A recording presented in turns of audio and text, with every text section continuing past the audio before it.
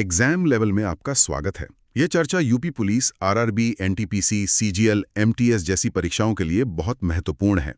आज हमारे हाथ इतिहास के कुछ ऐसे पन्ने लगे हैं जो एक ऐसी कहानी बताते हैं जिसे हम सब जानते तो हैं, लेकिन शायद पूरी तरह समझते नहीं हैं। 1857 ये सिर्फ एक साल नहीं है, ये एक तूफान था जिसने हिंदुस्तान की जमीन और तकदीर दोनों को हमेशा के लिए बदल दिया। हमारे पास जो स्रोत हैं वो हमें सीधे उस तूफान के केंद्र में ले जाएंगे। तो सवाल यह है कि क्या 1857 की क्रांति वाकई एक असफल विद्रोह था, या फिर इसने उस आजादी की नींव रखी जो 90 साल बाद मिली? आज हम इसी सवाल का जवाब ढूंढेंगे। और ये सवाल बहुत जरूरी है, क्योंकि 1857 की कहानी सिर्फ तारीखों और लड़ाइयों की कहानी नहीं है। ये 100 साल से सुलग रहे गुस्से की, टूटे हुए वादों की और धर्म पर होते हमले की कहानी है। हम स्रोतों की मदद से ये समझने की कोशिश करेंगे कि बैरकपुर की छावनी में एक सिपाही की बंदूक से निकली चिंगारी पूरे उत्तर भारत में आग कैसे बन गई। तो फिर चलिए सीधे उसी चिंगारी से शुरू करते हैं। दिसंबर 1856 अंग्रेज एक नई राइफल लेकर आते हैं, एनफील्ड राइफल। सुनने में तो ये एक मामूली सा मिलिट्री अपग्रेड लगता है ना? बिल्कुल, ऊपर से देखने पर तो यही लगता है। पुरानी ब्राउन बेस बंदूक की जगह एक नई ज्यादा असरदार राइफल। लेकिन शैतान तो अक्सर छोटी छोटी बातों में ही छुपा होता है। इस राइफल के कारतूस की बनावट ही इसकी सबसे बड़ी समस्या थी। अच्छा। हाँ, कारतूस को राइफल में डालने से पहले उसके ऊपरी सिरे को दांत से काटना पड़ता था। और यहीं से वो अफवाह फैली जिसने सब कुछ बदल दिया। बिल्कुल, बंगाल सेना में ये बात जंगल की आग की तरह फैली कि इन कारतूसों पर जो ग्रीस या चर्बी लगी है वो गाय और सूअर की है। और इसे सिर्फ एक अफवाह की तरह नहीं देखा गया। सैनिकों के लिए ये महज चर्बी नहीं थी, ये उनका धर्म था। हिंदू सैनिक के लिए गाय पवित्र थी और मुस्लिम सैनिक के लिए सूअर हराम। तो नहीं लगा भी ये कोई गलती नहीं है, बल्कि अंग्रेजों की एक सोची समझी साजिश है। हाँ, कि उनका धर्म भ्रष्ट हो जाए और उन्हें ईसाई बना दिया जाए। ये उनके विश्वास और उनकी पहचान पर सीधा हमला था। तो मतलब ये राइफल वो आखिरी तिनका था जिसने ऊंट की कमर तोड़ दी। पर ये ऊंट पहले से ही 100 साल का बोझ उठाया चल रहा था। वो कौन से बोझ थे, वो कौन से गहरे कारण थे जो इस गुस्से को हवा दे रहे थे? इसकी जड़ें बहुत गहरी थीं और सबसे पहले हमें राजनीतिक कारणों को देखना होगा। लॉर्ड डलहौजी की हड़प नीति या डॉक्ट्रिन ऑफ लैप्स। हाँ, डॉक्ट्रिन ऑफ लैप्स। ये सिर्फ एक नीति नहीं थी, ये भारतीय राजाओं के आत्मसम्मान पर एक क्रूर हमला था। इसका सीधा मतलब था कि अगर किसी राजा का अपना बेटा नहीं है तो वो गोद नहीं ले सकता और उसका राजपाट सीधे कंपनी के कब्जे में चला जाएगा। बिल्कुल, तो ये सिर्फ जमीन हड़पना नहीं था, ये तो सदियों से चली आ रही परंपराओं और वंश को मिटाने जैसा था। झांसी, सतारा, नागपुर, एक एक करके कई रियासतें इसका शिकार बनी। और फिर 1856 में अवध का विलय हुआ। कारण क्या बताया? कुशासन। अवध का विलय तो एक बहुत बड़ा झटका था, खासकर सैनिकों के लिए। बहुत बड़ा। आपको पता है, उस वक्त ईस्ट इंडिया कंपनी की बंगाल सेना में लगभग 75,000 सैनिक अकेले अवध से थे। अच्छा। हाँ, तो जब उन्होंने सुना कि उनके घर, उनकी जमीन पर अंग्रेजों ने कुशासन का इल्जाम लगाकर कब्जा कर लिया है, तो ये उनके लिए एक निजी अपमान बन गया। और नाना साहब जैसे लोगों की पेंशन भी रोक दी गई थी। हाँ, तो राजा, नवाब, सैनिक, मतलब हर कोई अपमानित महसूस कर रहा था। ये तो हुई सत्ता की बात। लेकिन आम आदमी का क्या उसके गुस्से की कोई वजह थी? सबसे बड़ी वजह थी आर्थिक लूट। अंग्रेजों की नीतियां ऐसी थीं मानो वो भारत के शरीर से धीरे धीरे सारा खून चूस रहे हों। भारी टैक्स ने किसानों की कमर तोड़ दी और भारत के जो विश्व प्रसिद्ध हस्तशिल्प उद्योग थे, जैसे ढाका का मलमल या बनारस की साड़ियां, हाँ, उन्हें सिस्टमैटिकली तबाह कर दिया गया। भारत को सिर्फ कच्चा माल पैदा करने वाला देश और इंग्लैंड में बने सामान का बाजार बना के रख दिया गया था। कारीगर और बुनकर रातों रात बेरोजगार हो गए। और मुझे लगता है कि जब पेट की आग और धर्म का अपमान मिल जाए तो वो सबसे खतरनाक मिश्रण होता है। आपने बिल्कुल सही पकड़ा। अंग्रेज सिर्फ जमीन और पैसा ही नहीं ले रहे थे, वो लोगों के सामाजिक और धार्मिक मामलों में भी दखल दे रहे थे। जैसे ईसाई मिशनरियों को धर्म प्रचार की खुली छूट देना। हाँ, और फिर 1850 में लेक्स लोकी एक्ट आया। ये एक बहुत चालाकी से बनाया गया कानून था।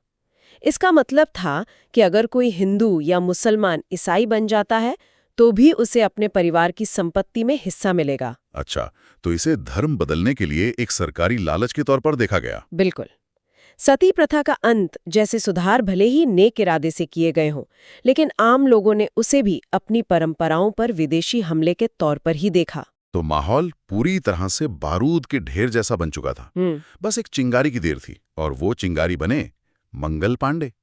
29 मार्च 1857, बैरकपुर छावनी। क्या हुआ था उस दिन? 34वीं नेटिव इन्फेंट्री के एक युवा सिपाही मंगल पांडे ने उन चर्बी वाले कारतूसों को इस्तेमाल करने से साफ इनकार कर दिया। जब अंग्रेज अधिकारियों मेजर सार्जेंट और लेफ्टिनेंट बाग ने दबाव डाला तो उन्होंने उन पर गोली चला दी। ये एक व्यक्ति का विद्रोह नहीं था, ये पूरे हिंदुस्तान के दबे हुए गुस्से की पहली आवाज थी। सही कहा। और इस आवाज की कीमत उन्हें अपनी जान देकर चुकानी पड़ी। 8 अप्रैल 1857 को उन्हें फांसी दे दी गई। हाँ, लेकिन अंग्रेज ये नहीं समझ पाए कि मंगल पांडे को फांसी देकर वो विद्रोह को दबा नहीं रहे, बल्कि एक शहीद को जन्म दे रहे हैं। मंगल पांडे की शहादत ने आग को और भड़का दिया। और इसके बाद वो गुप्त संदेश वाला सिलसिला शुरू हुआ, कमल और रोटी का। हाँ, विद्रोह का प्रतीक चिन्ह था कमल और रोटी। कमल का फूल सैनिक टुकड़ियों में एक से दूसरी जगह जाता था, और रोटी एक गांव का चौकीदार दूसरे गांव तक पहुंचाता था। ये आने वाले तूफान का एक खामोश ऐलान था। बिल्कुल। और फिर वो तूफान आया। 10 मई 1857, मेरठ। यहां से विद्रोह ने एक संगठित रूप ले लिया। मेरठ में 20वीं नेटिव इन्फेंट्री के सिपाहियों ने खुला विद्रोह कर दिया।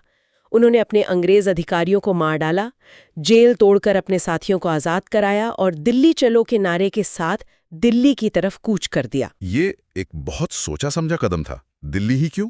क्योंकि दिल्ली मुगल सल्तनत का प्रतीक थी।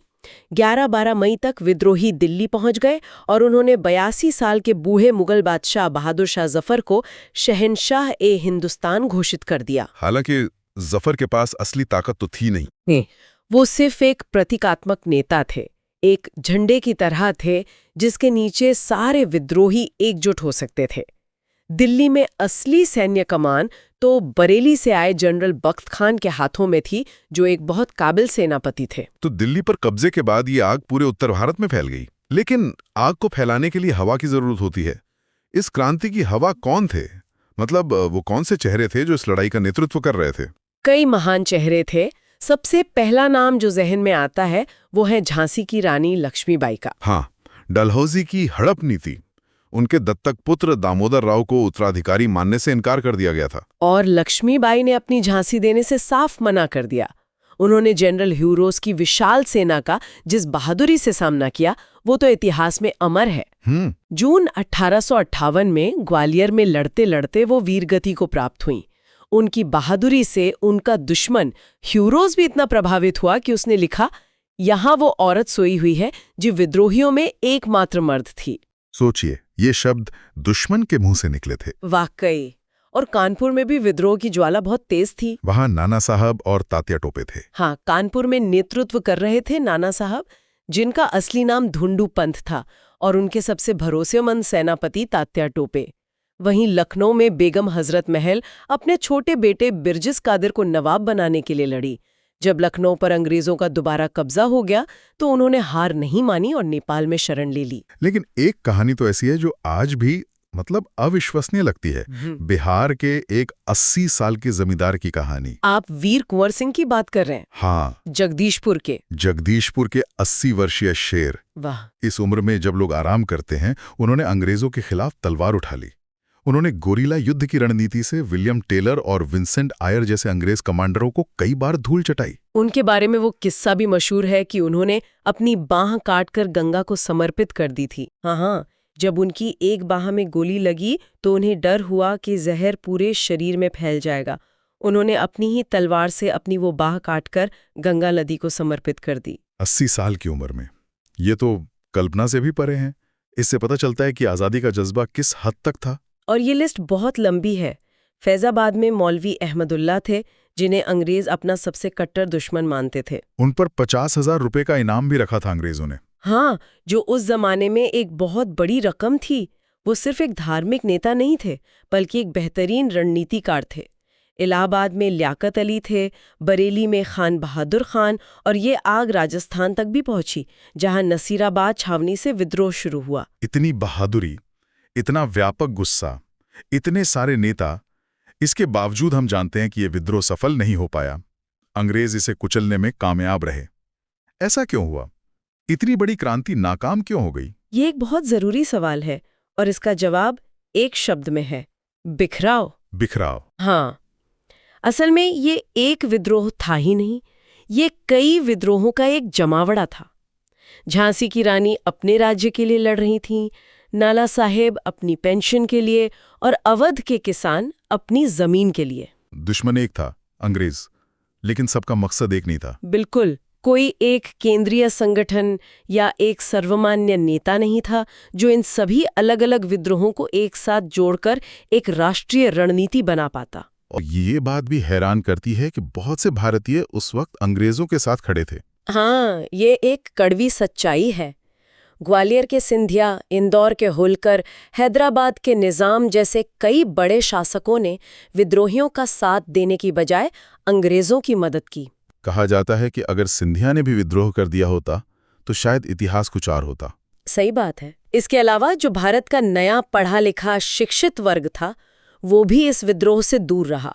क्यों? उन्हें लगता था कि ये विद्रोही पुराने जमाने के राजा महाराजा हैं और भारत का भला अंग्रेजों के आधुनिक शासन में ही है। और शायद अंग्रेजों के संसाधन भी एक बहुत बड़ा फैक्टर थे। निश्चित रूप से अंग्रेजों के पास आधुनिक हथियार थे, लेकिन हथियारों से भी ज्यादा घातक थी उनकी टेक्नोलॉजी। उनके पास रेलवे थी, जिससे वो अपनी सेना को तेजी से एक जगह से दूसरी जगह भेज सकते थे। हाँ, और उनके पास था टेलीग्राफ। टेलीग्राफ उस जमाने का इंटरनेट था। जब मेरठ में विद्रोह की खबर फैली तो टेलीग्राफ के जरिए ये खबर तुरंत आगरा, लाहौर और पेशावर तक पहुंच गई और वहां मौजूद अंग्रेज चौकन्ने हो गए, जबकि विद्रोहियों के पास संचार का कोई तेज साधन नहीं था। इसी एकता की कमी और संसाधनों के अंतर ने अंग्रेजों को इन्हें एक एक करके हराने का मौका दे दिया। बिल्कुल। तो विद्रोह कुचल दिया गया, हजारों लोग मारे गए, दिल्ली को बेरहमी से रौंदा गया। तो क्या सब कुछ व्यर्थ गया या इस असफलता के भी कुछ दूरगामी परिणाम हुए? बहुत बड़े और स्थायी परिणाम हुए। सबसे बड़ा बदलाव तो ये था कि भारत में ईस्ट इंडिया कंपनी का करीब 250 साल पुराना राज खत्म हो गया। अच्छा। तो 58 में ब्रिटिश संसद ने एक कानून पास किया और भारत का शासन सीधे ब्रिटिश महारानी यानी क्राउन के अधीन आ गया। और इसी के साथ गवर्नर जनरल का पद वायसराय बन गया, जो सीधे महारानी का प्रतिनिधि होता था। हाँ, और लॉर्ड कैनिंग भारत के आखिरी गवर्नर जनरल और पहले वाइसराय बने। 1 नवंबर 1858 को महारानी विक्टोरिया का एक घोषणा पत्र भी तो पढ़ा गया था। हाँ, इलाहाबाद में। इसमें भारतीय राजाओं को तसल्ली दी गई कि अब उनकी रियासतें नहीं हड़पी जाएंगी, यानी हड़प नीति खत्म कर दी गई। ये अंग्रेजों की तरफ से एक तरह का डैमेज कंट्रोल था, कह सकते हैं, ताकि भविष्य में राजा महाराजा फिर से विद्रोह न करें। और सेना में भी तो बहुत बड़े बदलाव किए गए होंगे। आखिर विद्रोह की शुरुआत तो वहीं से हुई थी। सेना का पूरी तरह से पुनर्गठन किया गया। पील कमीशन की सिफारिश पर फूट डालो और राज करो की नीति को सेना में लागू किया गया। मतलब जाति और धर्म के आधार पर रेजिमेंट बनाए गए, Sikh regiment, Gorkha regiment, Rajput regiment, ताकि सैनिकों में कभी भारतीय होने की एकता न पनप सके। अच्छा। भारतीय सैनिकों की संख्या अंग्रेज सैनिकों के मुकाबले कम कर दी गई और तोपखाना यानी जो सबसे शक्तिशाली हथियार थे वो पूरी तरह से अंग्रेजों के नियंत्रण में रखे गए। ये जानना भी दिलचस्प है कि इतिहासकार खुद इस घटना को अलग अलग नजर से देखते हैं। कोई इसे आजादी की पहली लड़ाई कहता है तो कोई महज एक सैनिक विद्रोह। हाँ, ये बहस आज भी जारी है। वीडी सावरकर ने अपनी किताब the Indian war of independence में इसे पहली बार भारत का प्रथम स्वतंत्रता संग्राम कहा। और ब्रिटिश संसद में नेता विपक्ष बेंजामिन डिज़रायली ने भी इसे एक राष्ट्रीय विद्रोह माना था। लेकिन दूसरी तरफ आरसी मजूमदार जैसे इतिहासकार इससे सहमत नहीं थे। उनका मशहूर कथन है कि यह न तो प्रथम, न राष्ट्रीय और न ही स्वतंत्रता संग्राम था। उनका मानना था कि इसका स्वरूप राष्ट्रीय नहीं था क्योंकि ये पूरे भारत में नहीं फैला था। सही। और वहीं टी.आर. होम्स जैसे अंग्रेज इतिहासकारों ने इसे बर्बरता और सभ्यता के बीच युद्ध कहकर इसके महत्व को कम करने की कोशिश की। तो ये सारे अलग अलग दृष्टिकोण हमें दिखाते हैं कि 1857 की घटना कितनी जटिल थी। बिल्कुल। तो आज की इस पूरी चर्चा से ये साफ है कि 1857 सिर्फ चर्बी वाले कारतूसों पर हुआ एक सैनिक गदर नहीं था। नहीं, बिल्कुल नहीं। ये 100 सालों के शोषण, अपमान और विदेशी हुकूमत के खिलाफ एक जबरदस्त प्रतिक्रिया थी, जिसमें राजा, सैनिक, किसान, कारीगर सब शामिल थे। और भले ही ये अपने तात्कालिक लक्ष्य में असफल रही, लेकिन इसने अनजाने में भारत में राष्ट्रवाद के वो बीज बो दिए जो आगे चलकर एक विशाल पेड़ बने। इसने अंग्रेजी राज का असली चेहरा भी सबके सामने ला दिया और भविष्य के स्वतंत्रता सेनानियों के लिए एक प्रेरणा का स्रोत बन गई। अगर कोई इस विषय को और गहराई से समझना चाहे तो वीडी सावरकर की किताब के अलावा एसएन सेन की 1857 पढ़ सकता है, जो इस विद्रोह का सरकारी इतिहास है। सैयद अहमद खां की असबाब बगावत हिंद भी एक महत्वपूर्ण स्रोत है। हाँ, और जाते जाते एक आखिरी विचार छोड़ जाते हैं। 1857 के बाद अंग्रेजों ने मुगल सत्ता को पूरी तरह खत्म कर दिया। बहादुर शाह जफर को रंगून निर्वासित कर दिया गया। लेकिन कुछ ही साल बाद अपनी सत्ता को भारत में वैधता देने के लिए उन्होंने दिल्ली में मुगल दरबार की ही नकल करते हुए भव्य दिल्ली दरबार लगाना शुरू कर दिया। ये एक बहुत दिलचस्प बात है ना? क्या ये इस बात का सबूत नहीं था कि अंग्रेज जंग तो जीत गए थे, लेकिन वो ये भी समझ गए थे कि भारतीय प्रतीकों और शान शौकत को अपनाए बिना इस विशाल देश पर शासन करना नामुमकिन है?